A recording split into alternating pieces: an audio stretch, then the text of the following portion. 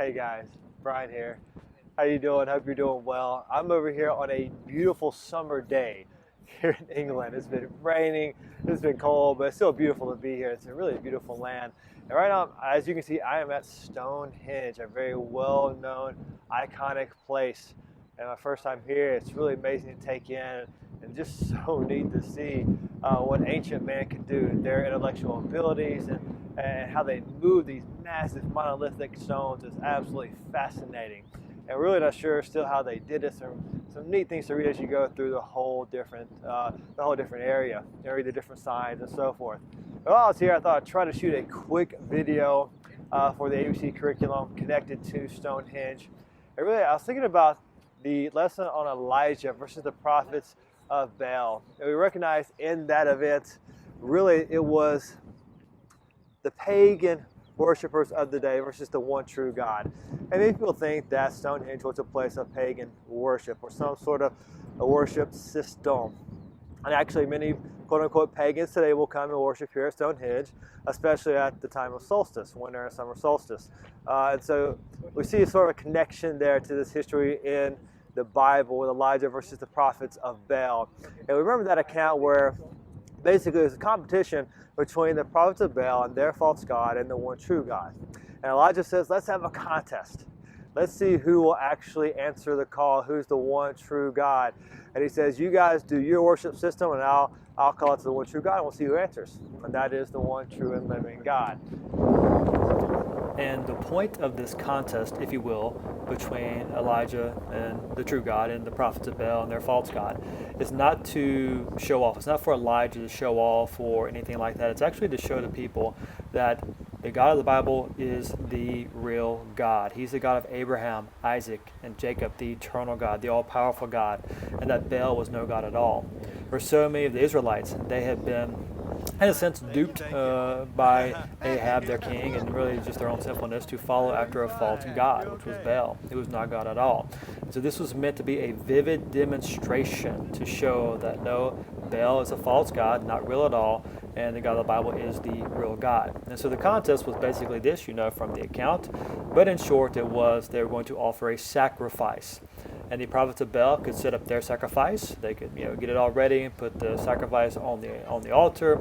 And then the point was they were to call out to their God to start the fire for the sacrifice. They could not start it themselves. And since Bel was the god of lightning, amongst other things, it should be easy for him to start the fire for the sacrifice. And then after they went, then Elijah would go and call his God after setting up the altar. And basically they would see who would respond, and by that and who demonstrated his power through that, they'll know who the true God is. So of course, you know how it all goes down. The prophets of Bel set up their altar and they set up their sacrifice and they call out to their God, and they do so for a really long time. And Bel does not answer. So they start getting a little more intense, and they're calling out to their God. They're dancing around, crying out to their God. They start to cut themselves, and just there's no answer because Bel's no God at all. And Elijah even begins to mock them. And the mocking is not meant to merely to pick on them. That's not the point at all. The point is to really show how ridiculous their false God is, not the real God is of the Bible. And so he suggests to them that maybe your God's just not around. Maybe he's traveling. Maybe he's asleep and you got to wake him up. Or maybe your God is relieving himself in the bathroom, or the loo, as they call it here over in England. And really just kind of showing how their God is just no God at all. And after a while, of course, again, their God does not answer. He can't. He's not real. And then Elijah says, okay, everybody come over here to me. And then they do. I'm sure they're glad to do so after nothing happening for so long with the prophets of Bel.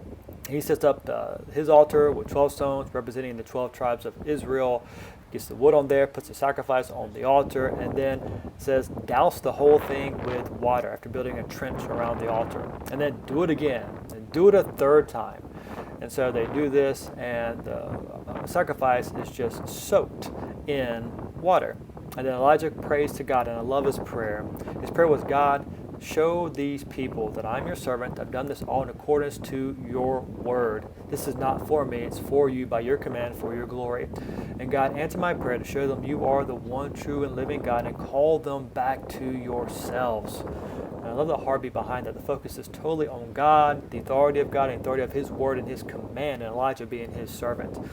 And so, of course, God answers his prayer, and fire comes from heaven and consumes the entire sacrifice, the wood, even the rocks in the water, all gone. And the people at that point, they fall down prostrate, and they say, Lord, He is God. And Elijah sees the prophets of Bel, and they kill the prophets of Bel. And really just in a vivid demonstration of God's power before the people. And so as we think about this particular lesson and this great demonstration of God's power and Elijah's faithfulness in the midst of a lot of pressure and persecution, no doubt, let us recognize that, you know what? God, the God of Abraham, the God of Isaac, the God of the Bible, He is God and God alone.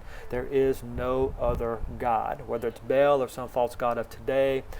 No God but God alone. Let's be sure that we are worshiping Him alone, following His word as we're His servants, to really push people back to the one true and living God, just as Elijah wanted to do with the people. You guys have a good day.